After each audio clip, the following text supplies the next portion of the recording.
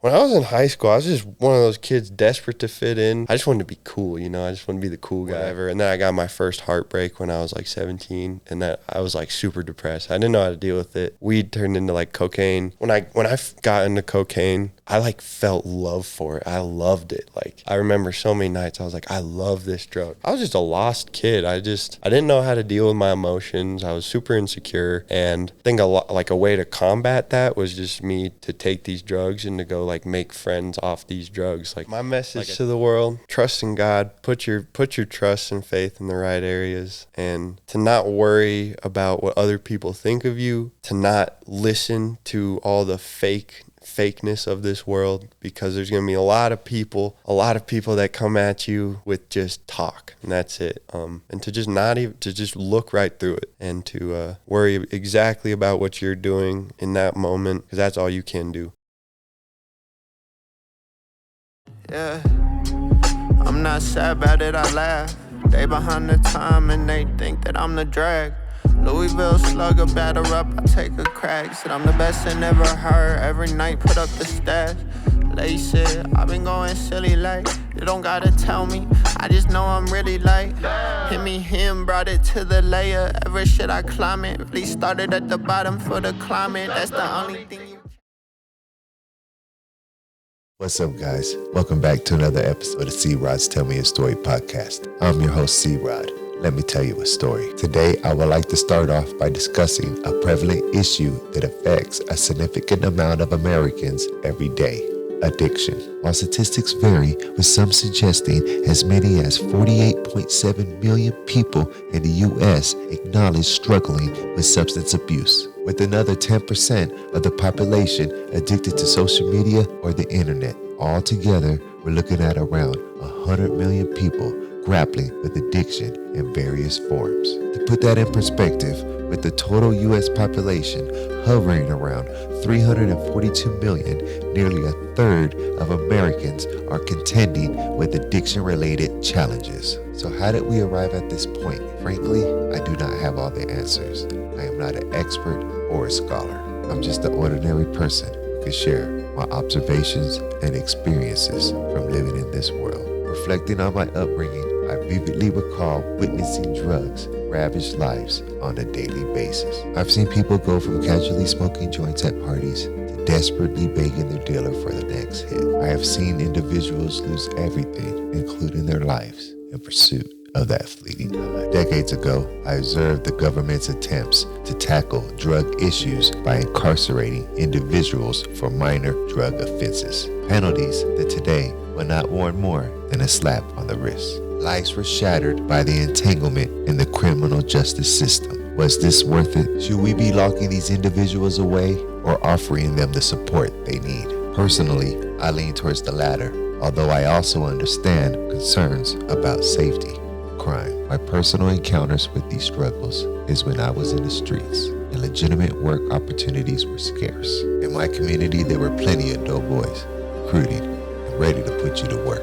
Just being young, impressionable, and simply wanting a home and having something to eat every day, I found myself looking to be on the payroll. I had people giving me their entire paychecks, the welfare checks, the child support payments, the rent money, the wedding rings, and even their cars to support their addictions. Standing on the corner, I peered into cars packed with car seats and silent children. I saw mothers pushing strollers down the street, pregnant and smoking from a crack pipe. I lost friends frequently to the jail or the graveyard. As I look back at the role I played in this game, it weighs on my soul heavy, but all I could do now is pray for forgiveness. This is the road that today's MC started to walk. Being born in Wheat Ridge, Colorado, before finding himself in the mountains of Breckenridge, his father inspired to be a pastor, initiating his journey at the church. And so he was raised a pastor's son. Later, when he went to school, it came to him effortlessly as he was blessed with a high intellect. He coasted through school, but not much studying needed, an easygoing attitude, and a circle of friends. However, everything changed when he started experimenting with drugs, beginning with marijuana and eventually escalating to cocaine, leading his life on a downward spiral. The introduction of Xanax just worsened his situation, causing severe damage in his life. fracturing relationships and turning him into someone he did not know. Despite the chaos, he found solace in music, writing rhymes and working on his skills in an attempt to find acceptance and belonging. Over time, not only did he succeed in his musical pursuits, but he also managed to overcome his drug addiction, showing and unveiling his true potential. Today, he stands an inspirational artist ready to share his journey of transformation. It is my honor to introduce today's featured guest, Siah RaiN'n.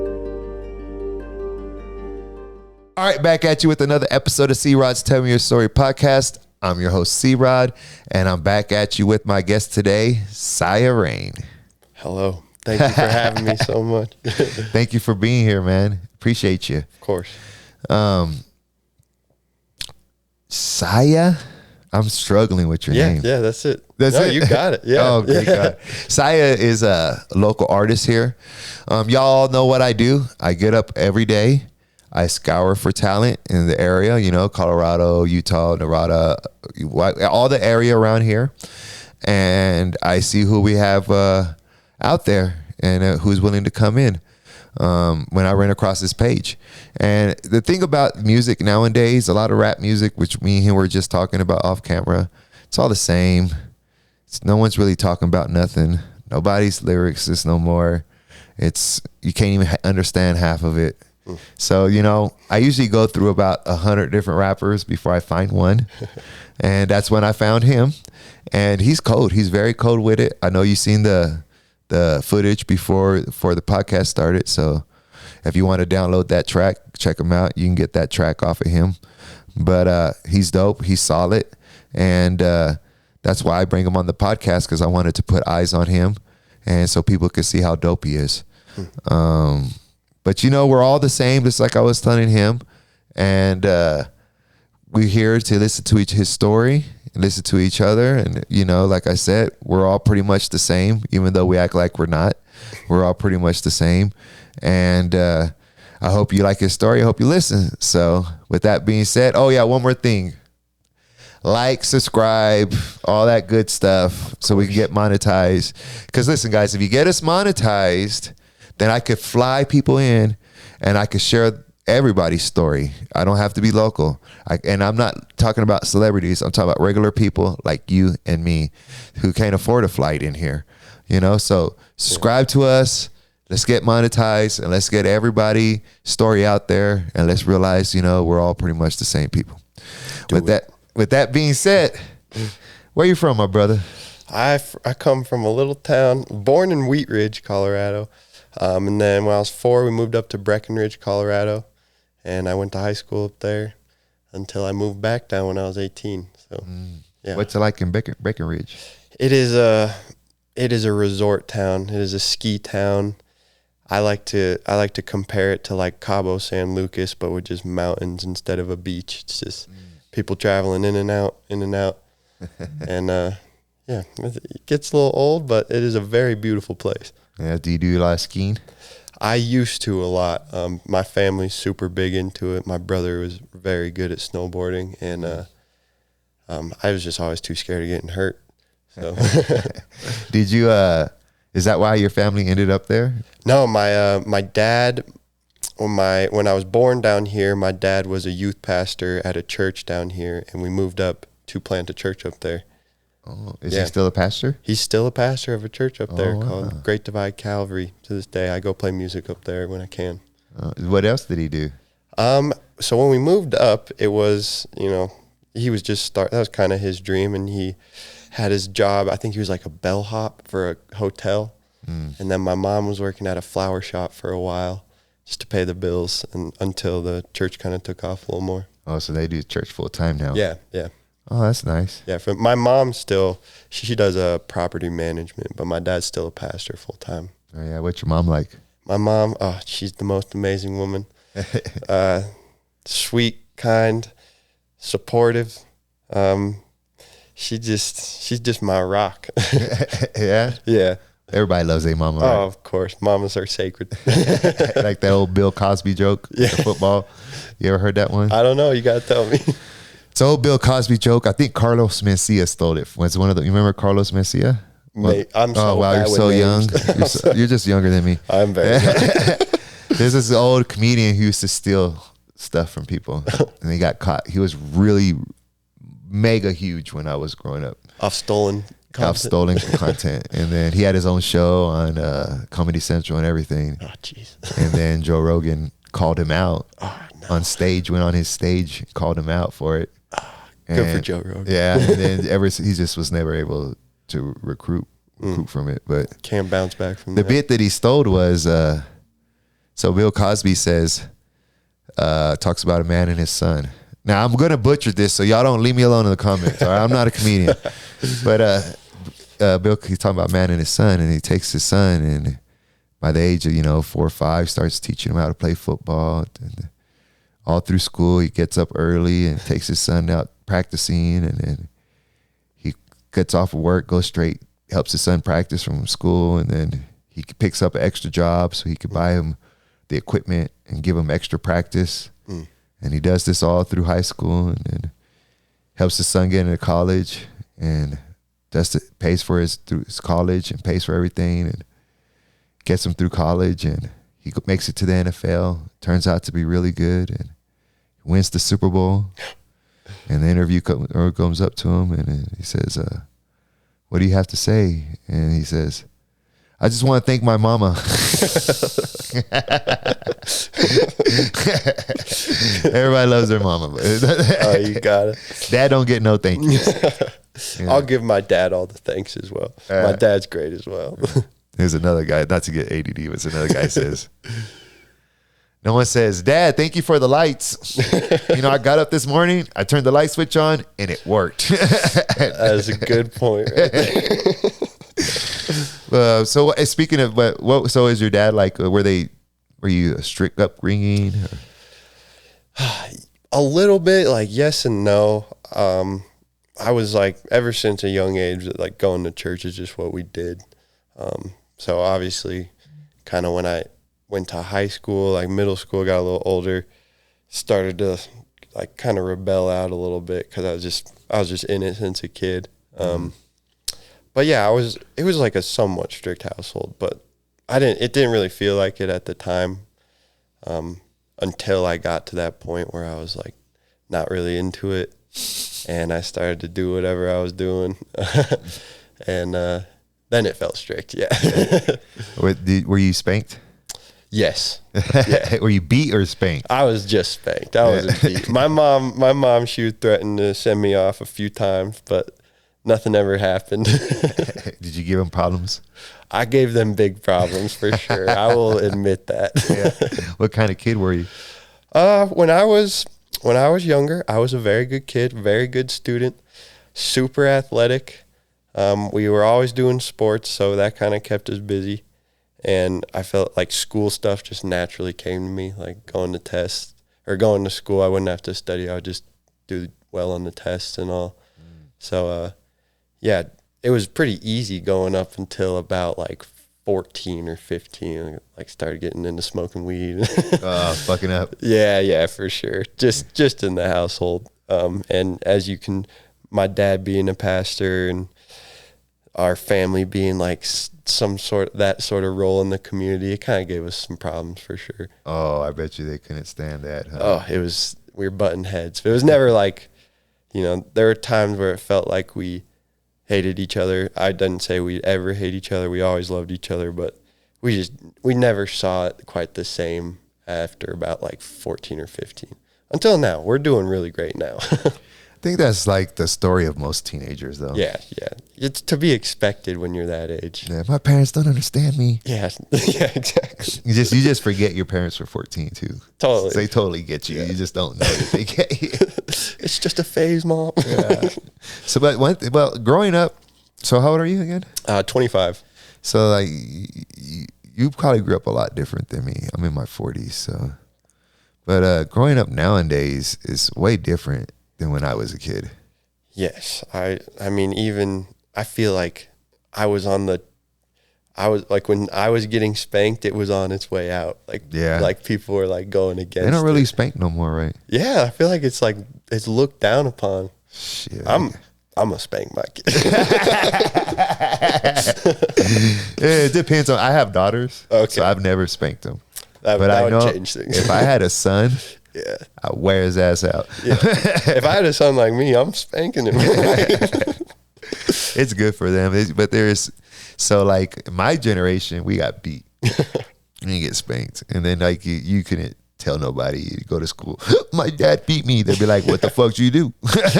Why did he beat you?" That's your fault. Yeah, it's your fault. You know. What my mom was a social worker. Okay. And one time my dad took me outside, just beat my ass. They called a social worker. My mom gets a phone call. Gotta go check this out. Some kids getting beat. Starts writing down the address. It's my home. My home. That is kind of hilarious, actually. He whooped it was a different time. And Yeah. like when I tell stories about it, people are like, what? But if I tell stories with someone my age or older, they're like, oh yeah. Yeah, same. Same. So funny. I was in 5th grade. I ran into a pole and got a huge black eye. And when I went to school the next day, they called my mom in because they thought she beat me. And we had like a full meeting. I was like, nah, I just ran into a pole. Wow. Like, you really ran into a pole? Yes. Yeah, it hurt. For sure. That's fucked up. I know. That's just different generations. So school was pretty easy for you then? School was pretty easy for me. Just the education side of things was pretty easy. I feel like when I got to high school, I definitely started to like slack off, but I was still getting great grades because it like allowed me to kind of be. Did you be the way graduate? I was. Yeah, I did. And then I went to college for 1 year, and I went for music, and I dropped out after that year. You're like, I don't need this shit. I spent so much money, and I wasn't really like, I wasn't producing or rapping when I went to school. When I went to college, I actually went for jazz guitar performance track. Oh. And I did the audition, and I like crammed the audition, and I made it. I was so proud of myself. And I got to school, and I was like, ugh, that's a lot of school. And these kids are really good at guitar. I can't do it. So I switched to like music business, and that's when I started to get into like production stuff, and that kind of just took over my life. Yeah. So you say you had a brother, right? Yeah, one brother. Yeah. Were y'all, how far apart are y'all? 3 years. And so older we're or smaller? He's older. Yeah, we're super close. Did he beat you up? We're super close because he was always so much bigger than me that we never really got into fights because he would just beat the crap out of me, and I'd be the one crying. Dude, my brother is like 6'3", 250. Oh, jeez. He never thought like that. He beat the fucking shit out of me. Maybe it's just because I was a crier. I'd cry when I was mad. I mean, yeah. One time he just, I try to murder him so many times. I'm not even making that. Like, try to kill him. He's so big. Couldn't do nothing to him. I'm a small guy. He's a big guy. So he beat me up. And one day he beat me up. And I can't forget what it was about. But I remember he beat me up. And I was like, tired of this guy. I'm going to kill him. So, yeah, kids are, I was like, I want to kill him. So I went and I got a Michael Myers steak knife. Oh, jeez. And he see me. He started smiling. And I was like, I want to fucking kill you. Took off running at him. And he was like, oh, shit. So he took off running.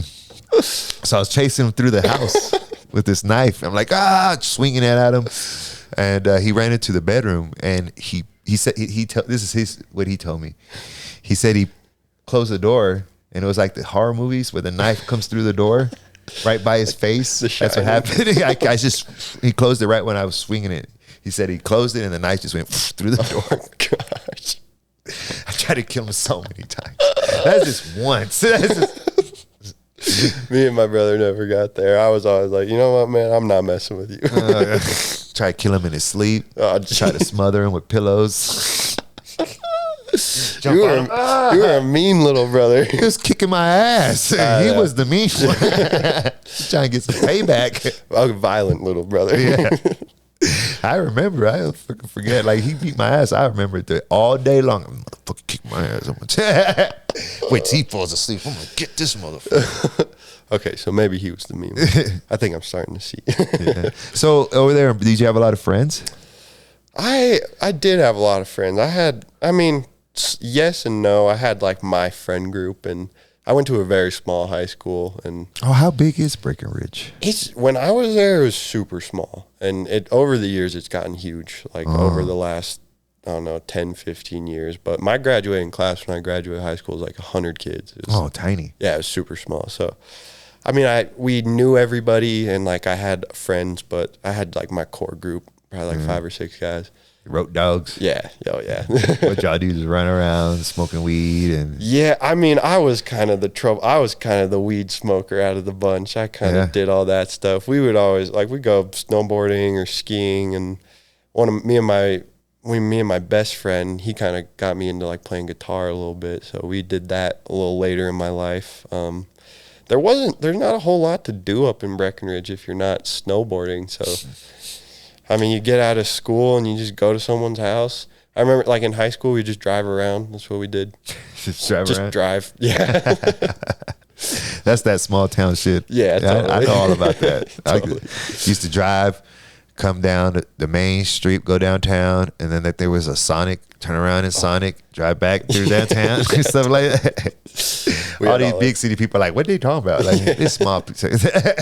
We had all our spots, our parking spots. Yeah. Drive to the parking spot, sit there for an hour, and then go home. Did you get in fights and stuff in high school? I was never a fighter. No, I was honestly just a peaceful kid. No problems, no enemies, huh? Not really. We had people I didn't get along with. Like, I had like my group of friends, and then there was like the athletes and the jocks, and like we didn't get along at all. But no fights ever. It's kind of too small of a school. Like, you just get in so much trouble for that stuff. Except at home with you arguing with your parents. Yeah, we would get into it for sure. Verbal fights I would get into. One time when I was later in my life, the only time I've ever tried to fight someone, I don't even remember it. I was so fucked up. But I tried to fight like one of my best friends. And it was just a story. I don't even know what happened. Did he have to tell you or what? Yeah, he told me, like, you tried to fight me? That I tried to fight him like a month later. I was like, dang, dude, I'm so sorry. I'm not like that. You seem really chill. Yeah, I try to be. When I got into, I think that's why I got into smoking weed. I just love being chill. Like, just relaxing and yeah, stuff. Exactly. Yeah, but you're clean now, though. Yeah, couple weeks. That counts. It does count. I actually got like a DUI when I was 19, so I took 2 years off. So I was on probation for 2 years, and then I got back into smoking weed.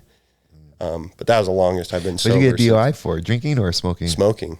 And it was crazy because I think it had to do with a lot like where I got pulled over. I was going down to Monument, my girlfriend lived in Monument. I was going down to see her, and a car hit me and then ran.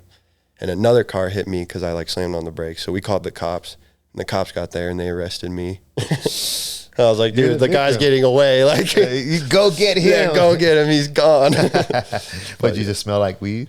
I guess I had some on me. I probably messed up. I told the dude, I was like, I have my med card. Like, I smoke every day. I was fine to drive.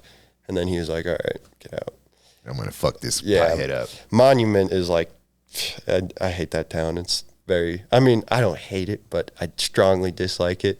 It's just very conservative, and I feel like that dude he looked at my long hair and he's like, this kid's going in. I think they only got like 2 dispensaries over there. Yeah, it is not a town you'll ever catch me living in. So far from Breckenridge, what were you doing in Monument? My girlfriend lived there. Well, I was living in Denver at the time. I was like right after I got out of school that first year, and I was just going to see my girlfriend and had some weed in my pocket too, and shit. So yeah, just a perfect storm. Oh fuck! I was trying to clean up my life at that point too. Like, I wasn't doing any other drugs, and just got me then. I used to back in high school in a small town. I used to drive so blitzed off everything. Never got caught, and then this time, like when I wasn't even that messed up, they got me 2 years. You ever seen the drive test they do for marijuana? For what? They give people, like, they drive a course sober and then they drive a course high. I've never seen it. So I don't remember the exact results, but I know one guy who never smoked weed. They got him high, and he just tore up all the cones, just fucked everything up. Well, that's what you mean. You get somebody who's never smoked weed. Yeah. You can't tell that to a cop, but it was like, I have a tolerance. Like, Yeah. So and then they gave it to the guy who's always smoked weed, and he did it better. Yeah. He did it better the second time. They were like, I wish they could test that. Yeah, I used to be one of those guys when I rapped, and it was always like, I gotta be high to rap, bro. They're like, come in here and come over here and get in the booth, or come over here to the studio. I'd be like, I got blunts. Yeah. We ain't got no blunts. I ain't going. Oh, trust me, I've been that way for a long time. Like I said, these 2 weeks where I haven't been smoking has been the longest time it's been in like 4 years, 5 Wow. years. Yeah. That's crazy. Yeah, I mean, it feels pretty good. I smoked like once 2 weeks ago, and I was too high. That's right. When was the first time you got high?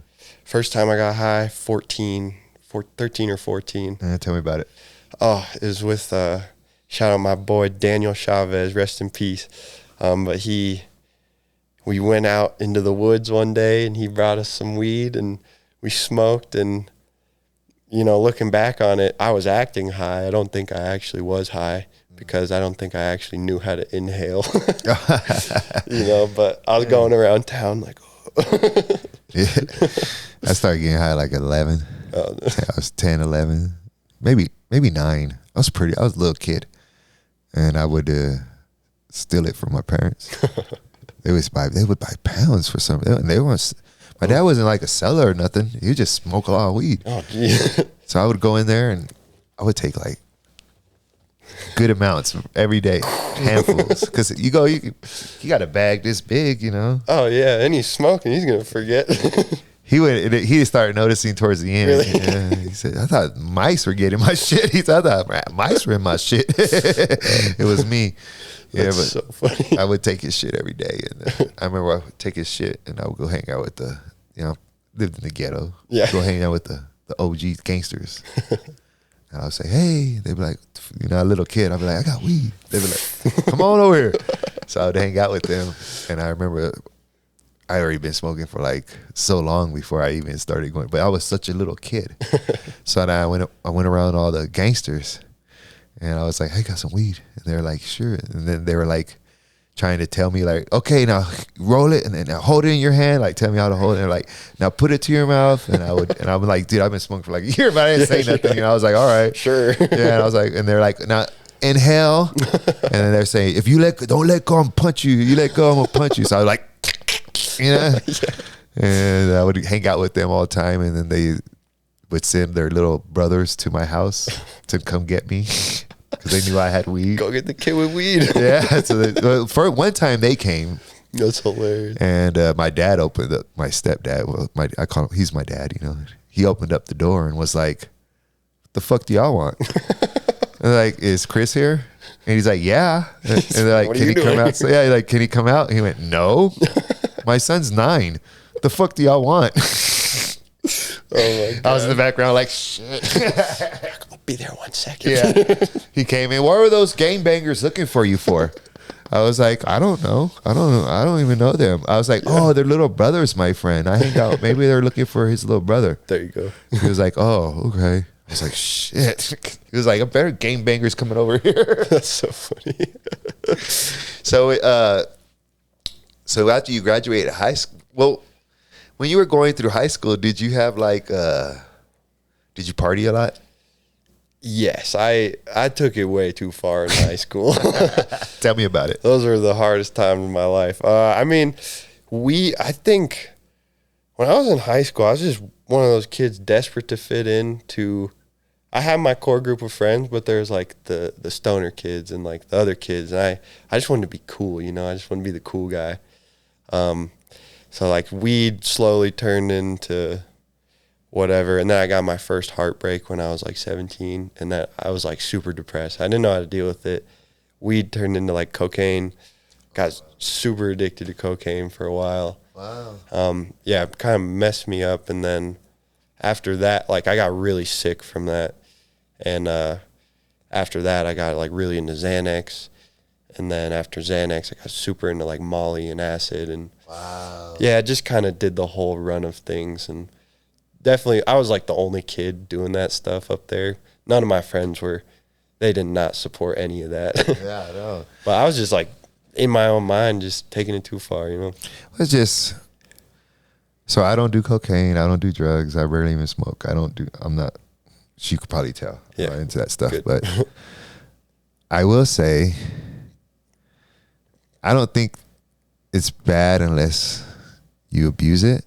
Yeah. Is that, so I guess I can go for anything. Anything's too much of anything's bad, but. Yeah, for sure. I mean, nowadays, I'm just like, I've had, like my buddy Daniel Chavez, he passed away from fentanyl. And so. Oh, wow. Just like up in Breckenridge, this is a small town. You don't know where that stuff's coming from. And a lot of it's bad.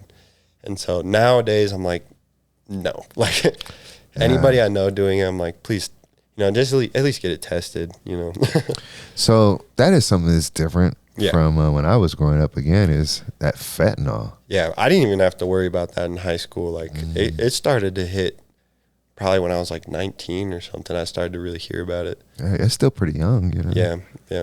What is fentanyl? It's just a heavy opioid and Painkiller. yeah, and like it takes like that much to kill you. And I don't know, like it ran through my hometown, and like my buddy passed off of a Percocet that he bought from somebody, and it had some fentanyl in it, and he died from it. Like just just one or two pills, and if it's dirty, it'll kill you. How is fentanyl getting in pills? That's always been the biggest question to me. I'm like, how's this stuff making it into like any of these drugs that people take? And so I've had some good answers. One of my buddies was a nurse, and I was asking him, and he's like, you get a dealer that isn't cutting their drugs right, and they have like they cut some fentanyl because they sell that too. And if they cut other drugs on the same counter, like a little bit can make it into there. And it made it, a lot of people were passing from cocaine, like fentanyl is making it into cocaine. You mix those two, you're dead. So a lot of people were overdosing on cocaine, but it was the fentanyl. Yeah, or I've also heard another theory where it's like it makes the drugs like so much stronger, or like it's just a new feeling to people that they're like, oh, I want that. It's crazy. Yeah, so it's super sad. I'm like, you people are just killing people. Like, yeah, it's when drugs get a hold of you, bro. Oh, big time, bro. It's nothing. Like when you tell me about it, I understand completely. Yeah. That shit gets a hold of you. It's hard to shake it. Yeah, it is. It makes you feel so good. And I remember like when I got into cocaine, I like felt love for it. I loved it. Like I remember so many nights I was like, I love this drug. And it's not love. Like, it's obviously fake, but you feel it. You think you found that thing. Like you think you found that thing that's going to help you out through whatever and helps you make friends or whatever. And it's just a slippery slope. Staying up all night. Yeah, staying up all night. The joke me and my friends always used to tell was like, you get super high on that stuff, and it's like, you want to start a band? Someone you never met before, you're like, let's start a band, we're best friends. They all amped up and shit. Yeah. Yeah, then you got like crystal meth and all that stuff nowadays too. Yeah, I never touched that stuff. I don't know. After like my Xanax kick, I like kind of fucked my life up on Xanax. Oh yeah. And then I started going to like a bunch of concerts, and that's where I got into like Molly and stuff. But I was just a lost kid. I didn't know how to deal with my emotions. I was super insecure, and I think a way to combat that was just me to take these drugs and to go like make friends off these drugs. Like I said, the running joke was you just make best friends with someone you've never met before. Yeah, it's running from, how could I say it?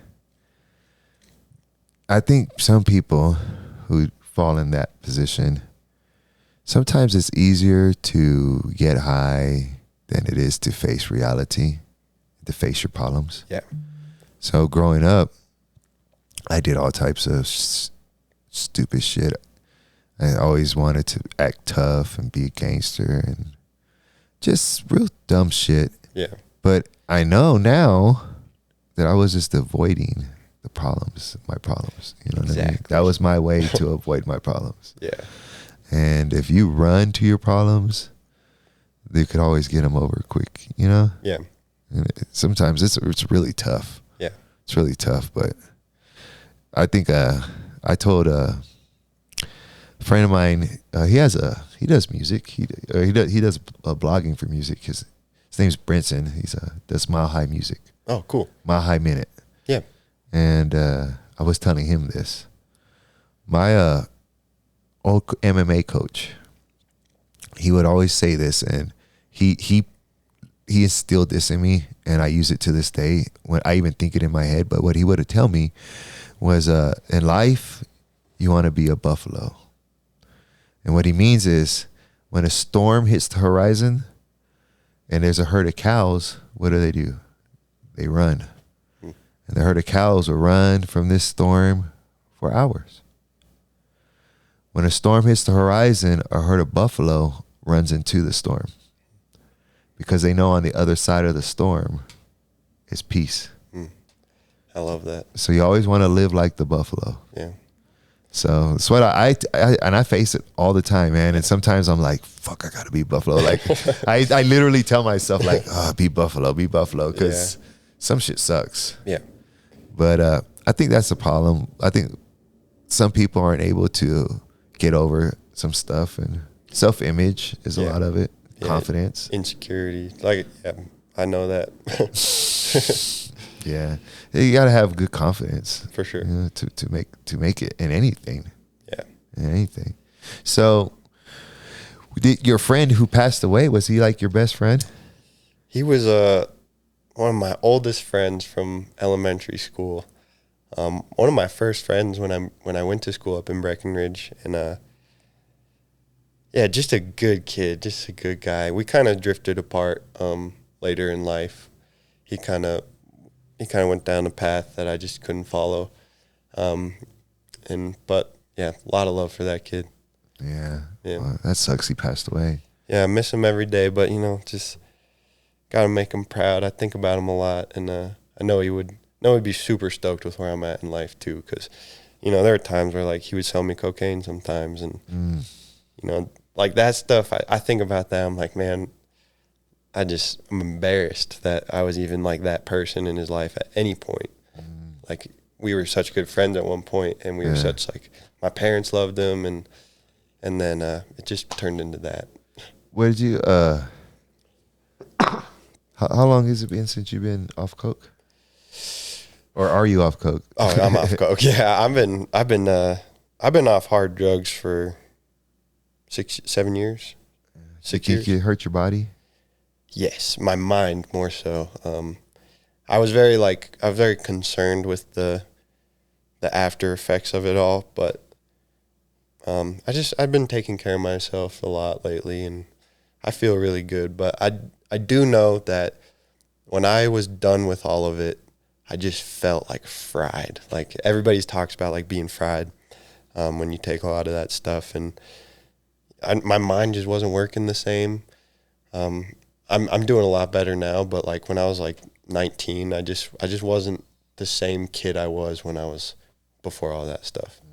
It affected you. Yeah, like I said, I would show up to school and just get stuff. Like, I didn't even need to really try, and it got like stuff just got a little harder after that.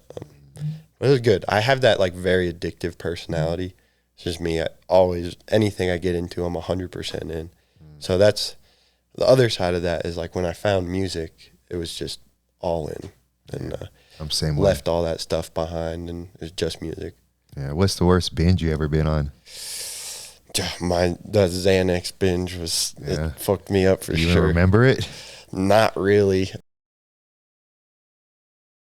All right, sorry about that. Back from our break. So you was telling me, I was just asking you, what was the worst binge? You said the Xanax. Xanax binge destroyed me. Yeah. What happened?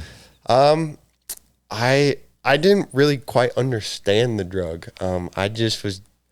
I liked it because it would make me forget things. And like, I would take a bunch of Xanax and I would drink a bunch and I would just completely black out. And I don't know, for some reason I liked that at the time. But it was like a couple months just went by, a couple months of my life that I will never get back.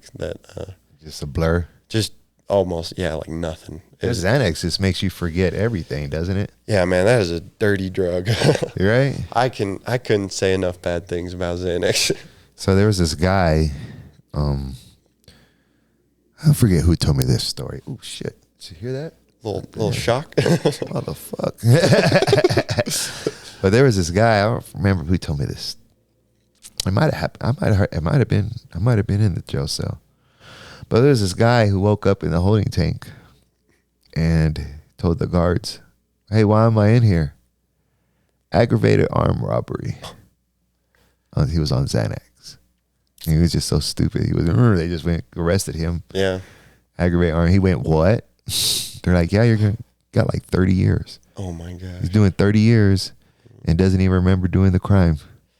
Yeah, this sounds like Xanax. Those things are terrible, man. Yeah. Are they popular with the kids? No, I don't think so. I just got my hands on some, and I just was like, I was trying to not do cocaine, so I was like, I'm gonna do Xanax instead. Exact opposite. Yeah. And just fucked my life up. I remember I slept completely through Mother's Day. Oh, and my mom was pissed. Like, you get super hungover off those things, and they just make you sleep all day. So I slept through Mother's Day. This was right when I was like I was 18. I was about to graduate. So I don't remember graduating. What? Yeah, all I have is this picture of me walking across the stage. I took a picture. Yeah. I crashed my car like really bad on the way to graduation and got super concussed and just left my car there. And went and graduated? Went and graduated. That was the day I tried to fight my friend. Like all these people were telling me all these crazy stories of things I did, of like me stealing shit, and I was like, man, that's not me. Like, yeah. I don't know that person. Wow, you just don't even think, right? Yeah, it's weird because it's like, it's a blackout, as in you don't remember, but you're like fully functioning. Like you're still there, and you can like, there's so many times, bro, like where I just woke up and I was like, where, like I'm in my house, and I would like look out my window. I'm like, my car's like, I drove home last night. What the fuck? Like, where did I come from? Yeah, exactly. Oh, that's scary. It was bad stuff, and definitely burned a lot of bridges then. Because I left high school, I didn't see any of those people again. And yeah, it was just a sad time. What's worse, you think, to be hooked on cocaine or Xanax? Xanax for sure. One of the only withdrawals you can die from is Xanax. Like Xanax and alcohol is like some of the strongest withdrawals. Yeah, you can die from those. I wasn't that bad off them, like where I was addicted that bad, but when I got off of them and all these stories were coming back to me of things I did on them, it was so much for me to handle. It was like the only time I've ever like considered, and I think it was just because of the withdrawal was like super heavy as well, but like it's the only time I've ever like considered ending my life. And like the only time I've ever been like really suicidal was off of when I was getting off of Xanax. During the withdrawals? Yeah. Just fucking with your head and stuff? Yeah, just downward spiral, like super easy. Yeah. How long did it take to get clean off Xanax? The day after I graduated, the day I graduated, I got super concussed, and I took like 11 bars that day. Like, fuck. Yeah, it was bad. And then the day after was that day where all those people were telling me shit. This girl I like really liked, she was like, "You came into my graduation party, you just stole a bunch of bottles and left." I was like, ooh. You know, I really liked her, so I was like, no. Oh man. Yeah, so it was just bad. But that was the last day I took them. I took them like one time after that, like a year or two later. And I was like, oh, those are stupid. Like I went to sleep and I woke up and I was like, okay, that's why I don't do that shit. When did you start rapping? I started rapping when I was 18 or 19, like just like light. When you got off the Xanax. Yeah, so I after I graduated, I got really into, I was really into like the rave scene, and just purely because of the drugs, I wasn't like too in love with the music, not to like knock it, but I don't really like it, but I loved the party aspect of it and like the community aspect. So like I thought I was making all these cool friends and just there for a good party. And that kind of got me into like what electronic music is and like production. And then I got to college, and a few of my roommates and friends, they were like making beats and like making some hip hop stuff, and I just wanted to like be cool and fit in with those guys. So I started like writing a few raps just and to fit in. Yeah, totally. Like they would make a beat and I would just try to write a verse or something, and I was terrible, but it started there. So when I was a kid, and I told you I used to rap, so I grew up, I didn't have much, but I could rap. And I would use it to like, because you go places when you're a kid and they're like, so no never got no money, or oh they would call them gators. I don't know what a gator is, but where I'm from, a gator is someone always shows up when you spark the joint. Hey, scavenger smoker, a mooch we called them. Yeah, mooch, and I didn't want to be that, so I started just practicing rapping. And I would just walk around, and this is how you know I'm old. I'd walk around with headphones and a Walkman, a cassette player, and on the back of the cassette player there's a screw. If you loosen or tighten that screw, it screws your music, slows it down. Oh, chopped and screwed. So I would slow music down so I could hear the lyrics, and I would walk around rapping the lyrics to myself. That's for awesome. hours. And then I would and this is in the 90s, so I would fake the funk too a little bit. So this is not like nowadays you hear music from Cali, New York, but back in those days, you wouldn't hear that shit in Cali. So if you get your hands on some Cali music, you could fake the funk like you made that shit up. So I'd memorize that, slow it down, walk around all day, memorize the songs. And then I would go and be like, hey, y'all smoke me out and I'll rap for you. That's hilarious. And then I would rap the song that I memorized. And they'd be like, oh shit, you're cold as fuck. But it's just some shit I stole, you know what I mean? Yeah. And I would just do that, and I would just do that, and that's how I would get high, and that's how I would eat. I'd be hungry, I wouldn't have nothing to eat, and I would go to my friend's house, and I'd be like, I'll rap for you, man, go make me some eat. That's sick. You make me some eat. Hey man, music saves. For real. Yeah. Have you ever been hungry, like starving? Oh, yes, unfortunately. I mean, I didn't experience much of that when I was younger, but like later in life, just what happened? Just being a musician, man, just don't know where the money's coming from all the time, and don't know where the food's gonna come from. Yeah. And luckily I got some good people in my life that help me out. Like when I really need it, that shit, like they're there for me. But I'm always that kid that's like, I want to shoulder my own weight every time. And so I'm not the greatest at asking for help. So like there's times where I'd just rather go hungry than ask for help. So I'll tell you one more thing. Whenever I tell my kids this all the time, but like whenever I feel down or, stress could get to you, right? Oh yeah. I always think about, I have a thing in my head. I say peas and mayonnaise. I say peas and mayonnaise. And what that is there was one time when I was a kid, I was homeless. And me and a friend of mine, we called him Baker because he was from Bakersfield, California. Me and Baker found this house, and we went in this house. We were, when your stomach's eating your asshole, starving. And in that house, there was a can of peas and a jar of mayonnaise. And Baker took it and he put it in a pan and fried it all in a pan. And then we put it in bowls and we ate it. And it was, I tell you, to this day, it was one of the best meals that I've ever had. I remember eating it, and I just remember being so happy and eating it. So now when I get depressed, I think peas and mayonnaise. I ain't going back. I don't want to eat peas and mayonnaise again. That's powerful. So when you was did you just like start writing little rhymes, or like when did you start saying, "Hey, I'm pretty good at this"? Man, when I was in high school, I was like playing guitar, singer. I would like write some songs and stuff.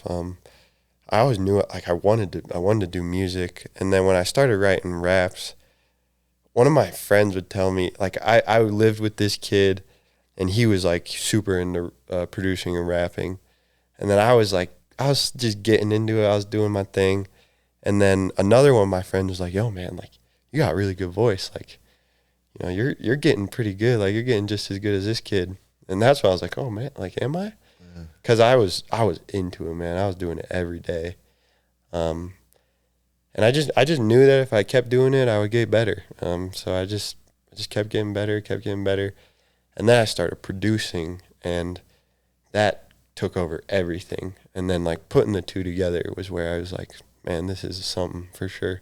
Yeah. So when you say producing, you mean making beats? Making beats, yeah. So like beat buzzer. Buzzer beaters. Buzzer beater. I always say it backwards. That's all right. Buzzer beater.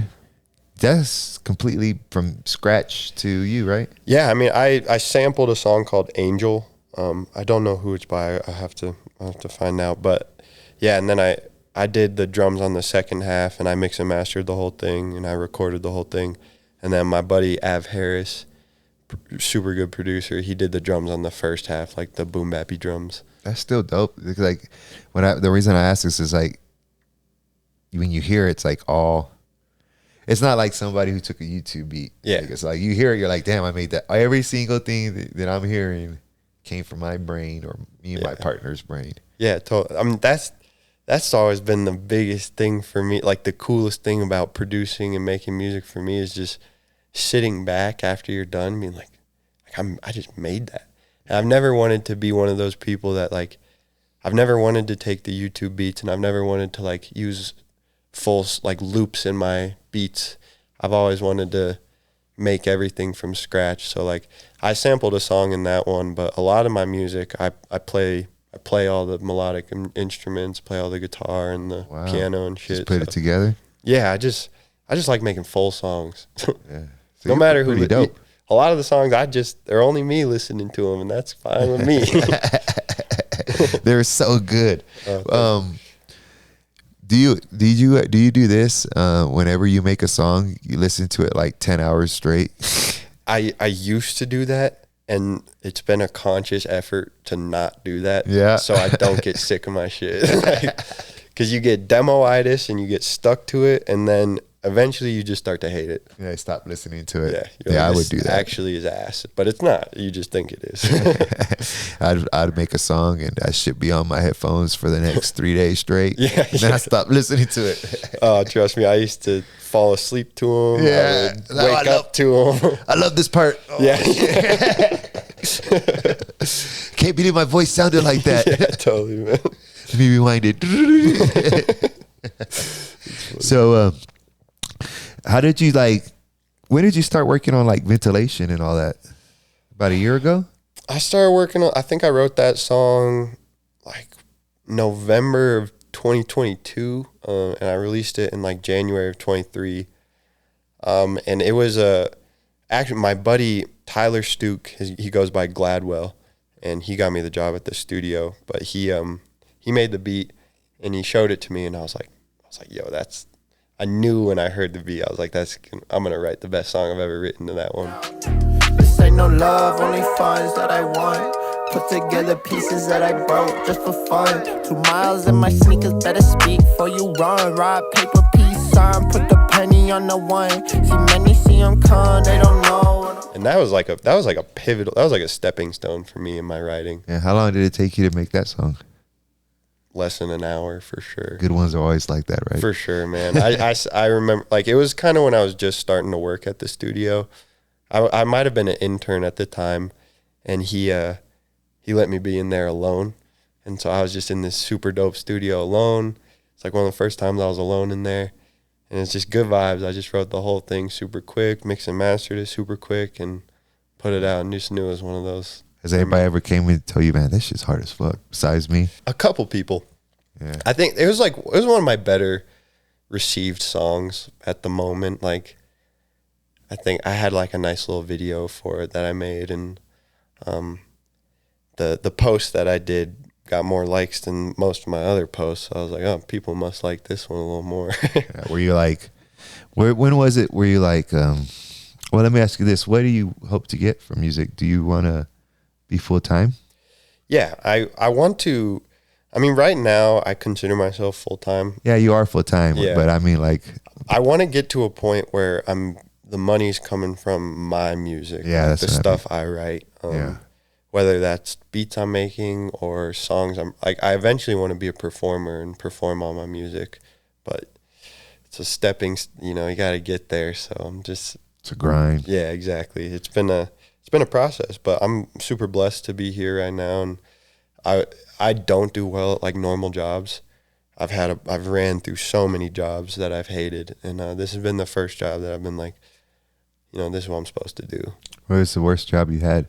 I worked at Whole Foods for a while. I was a cashier, and I hated it. Whole Foods? Was it that bad? I hated it so much. I don't think it was that bad, but like I was also interning at the studio at that time, and I was like, this couldn't be more of a waste of my time. Like, just paying the bills. How long did you have to intern before they start paying you?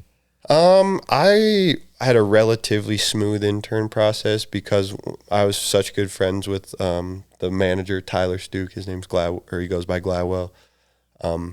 So I was working with him in the studio. We would make music together for like a whole year, and we would make it in that studio. So I kind of got under it, and then I learned Pro Tools in like 2 or 3 months, and then I started getting paid. Yeah, so I always, whenever I listen to your shit quite a bit. Oh, thank you. Yeah, because I drive around. I do delivery routes sometimes for retirement. Yeah, cool. Because I'll tell you what, retirement sucks, like I told you. Yeah. This is me, my first 2 weeks of retirement. I would be the same way. Yeah. Annoying my wife and my kids. They're like, fucking go do something. What the fuck? Like, hey, what's going on? He's like, what are you doing? That's so funny. But I just like turn that shit on and listen to it, a lot of your stuff. And something I have noticed, I don't know if you noticed, I listened to the stuff that you played. It seems like your style changed over the years. It has a little bit. I mean, I've always tried to like, I always say I don't want to stay in one lane, but I just want to be on a road of my own, like I don't want to just rap over one thing or have one thing. But I think when I first started, I was much more like rapping. And then as it's progressed, I've kind of got more into like the melodic side of stuff, and I'm starting to sing a little bit more, and because I love that stuff too. And I think I gravitate towards music that has a little melodic component in it, and I just want to be one of those all-encompassing artists that can do everything. So I want to rap and I want to sing, and I want to combine it all as I get better at it. What are you working on? Right now I just have a bunch of songs that I have done and ready, and I'm just trying to post like 1 to 2 songs a month. I've been posting this like 6-song project over the course of this year. So that's almost done. I have my last song on that project is coming out this month. And then I got a bunch lined up for summer and the end of next year into winter. And I'm just trying to, I've done an album. Or I call it an EP. I don't really call it an album, but I'm trying to just do singles right now and just kind of get that stuff rolling. I know I can make a great project, but I just want to get some more ears on a project before I put it out. Because I did do like a 10-song EP, and it wasn't received as well as I would have liked it to be, as well as my singles have been. Yeah. So well, it's because no one knows who you are yet. I know. Yeah. If you know who you are, it'd be different. Yeah. Because like I know who you are, it's good. All right, back at you from our break. I hope y'all are enjoying the podcast. Something I do at the end of every podcast is I ask, what is your message to the world? And so let's just think about this. So I don't know when the last time you reflect over you told me on Mexico you did, right? Yeah, but, I did a little bit. Let's just think about this. You grew up in a church home. Mm-hmm. Your dad's a pastor. They basically run a church, mm-hmm. right? You do good in school. You basically, everything just comes to you naturally. But then you find a little thing called Mary Giant. And would you say that's a gateway drug? Do you think that gatewayed you into other things? I would say it might have opened me up to the idea of other drugs, but I don't know. Like when I got clean, like I was still smoking. I think it helped me a little bit to not do those things. But maybe as a kid, it was a little bit for sure. Well, my point is, you then you go into, you went down a road a lot of people come back from. You know, there's not a lot of people who can say, I was addicted to cocaine. You know, that was is big. Yeah. Most people, I'm addicted. Where's that? Yeah. But there's a lot of, and then the Xanax, and there's a lot of people that go down that road that just aren't sitting here being able as clear-eyed, level-headed as you. Yeah. Like, do you realize like how big of an accomplishment that is? I do, and I just like when I tell that story and I see how it touches people, I know how big of a deal it is. So it is your example. You can come back. Yeah, exactly. But not to plant any seeds, but with all that being said, what is your message to the world? You can say it in the camera. My message to the world: trust in God. Put your trust and faith in the right areas, and to not worry about what other people think of you. To not listen to all the fakeness of this world, because there's going to be a lot of people that come at you with just talk, and that's it. And to just to just look right through it, and to worry exactly about what you're doing in that moment, because that's all you can do. That's it. That's good though. That's all you can do in the moment, right? Yeah. That's right. Don't worry. Don't linger on the past, and don't worry too much about the future. Exactly. What's that saying? The past is, oh God, I just remember the punch to it. That the presence, it's a gift. That's why it's called the present. Yeah. I know what you're talking about. There's more to that saying. The present is a gift, though. That's the fucking gist, all right? So fucking enjoy it. Totally. You sons of bitches. Nah. What are we getting cussed out for? Yeah, man. I really appreciate you coming in, man. No, thank you, man. And I do just want to say that, like you were saying, like not many people can say they've bounced back from that. But yeah, like I just, like not only did, like I think God put music in my life for a reason, but like that saved my life. Like straight up, I could have taken this right path and gone down that even further. Like I probably was going to. There were people that looked at me and said, like, you're gonna die from this. But then I found music, and that was it for me. So it took all that energy, and I put it into something healthy. Yeah. It's good, and you're making good music from it too. Thank you. I'm trying my best. Don't be. You know what you made me think about? You know how I told you I used to go around rapping and stuff with my friends. One time I went, and this, I guess, I don't know why my mind works like this. It's just some weirdo. But you remind me of a memory I had and a thought. I was at a friend's house, and his dad and uncles, they're all winos and they're alcoholics. And they used to sit in the shed behind their mom's house, so my friend's grandma. They used to sit in the shed, his dad and uncles and all these drunks, and they're in their 40s. They were sitting in the shed, they were drinking beer. And one day I was watching them, they were sitting in the shed drinking beer, and they had a friend come over, and they're like, sing. And he starts singing, and they're from the 80s and 70s, right? So he starts singing like real badass rock music, like from the 80s, you know, like classic rock, Classics, yeah. but he sings it, and he sings it really good, right? And I just thought to myself, because at the time I was rapping, I was like, is that going to be me? Am I going to be with my friends, and we're going to be in our 40s, and I'm going to come in and I'm going to start rapping, and I'm never going to do nothing with my talent. No one's never going to see me, and I'm going to be in the garage getting drunk, rapping at 40 for my friends. You know what I mean? Like, that literally went through my head. And I was like, no, fuck that. But, that just, the reason I bring that up is like, you got talent, you got to use it. Yeah. Don't let it go to waste. Appreciate it. You mean, you're really good. I could see a lot of people relating to you. You're not like one of these guys out here we talked about earlier wearing ski masks.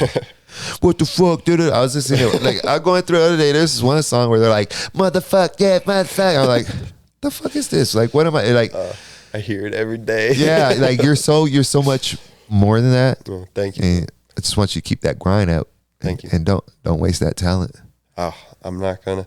Maybe I'll get a ski mask and I'll get a little more fit. And start cursing and not talking about shit. Get the views up. Stop being so lyrical. Yeah, totally. That's how my one homeboy, he came on the podcast too. Shout out to Traces. He was saying the same shit. He's like, sometimes I'm like, fuck, was I meant for this? Because he actually has lyrics, Yeah. And he's like, fuck, was I really meant for this? Like, these motherfuckers ain't even listening. Yeah, totally, man. They're just hearing the beat. That's, the producer in me. I'm like, you can listen to either or. I do not care. You got any links or shout outs or things you want to tell the audience? Shout out my mom, my brother, my dad. Shout out Tyler, Stu, Gladwell. Shout out my boy Jordan Burgett, Nello, all local people. Don't forget your singles. My singles, I just dropped Buzzer Beaters last month, and before that I dropped a song called You, and before that I dropped a song called California, and then another one called Pest, and those are all this year.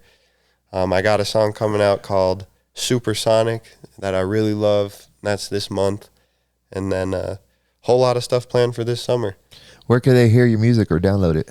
You can hear my music, all streaming platforms. I'm on Spotify, Apple Music. My Instagram is Siah, SIAH _ with 2 N's.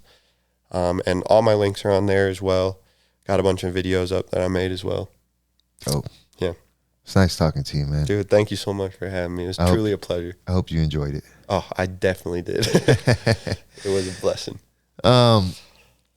So y'all heard what he said, and y'all have heard. I know, maybe I usually rant at the end of these things just because I'm old. That's what old people do. But I hope y'all heard what he said, and especially the part as most people don't come back. Now, when you grow up, younger people, and you get in life, and you might be in your 20s, and you say, "Oh, I'm so old." You're just a baby. You're just a baby. You're not old. But you got to think about your future, and you have to think about what that road that he went down has there for you. Do you want to have a legacy in life, or do you want to be forgotten? Do you want to have a beautiful family, and do you want your kids to look at you and want to be like you? Or do you want your kids to look at you in disgust? These are all the things that are down that road. I know you look at my man here and you see he's doing good, but you really need to respect him and what he's done, because if I took 10 people and put 10 people in rehab, most likely all 10 people are going to relapse. Just be honest, It's like a 1 in 100, 1 in 500 thing, And I hope you're listening to what he said when he said that's not what he wanted for himself. He burned a lot of bridges and has a lot of regrets from that. And listen to his story, apply it to yourself, and skip all of that. You know, get past that. That's the point of this podcast. So we could hear each other. We could move forward. We could learn from each other.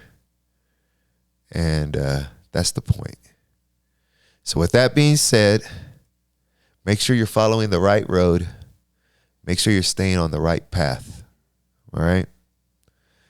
And make sure you like. Make sure you subscribe. Make sure you follow my man. Make sure you download all his music. This is episode 23. Episode 23. And we out.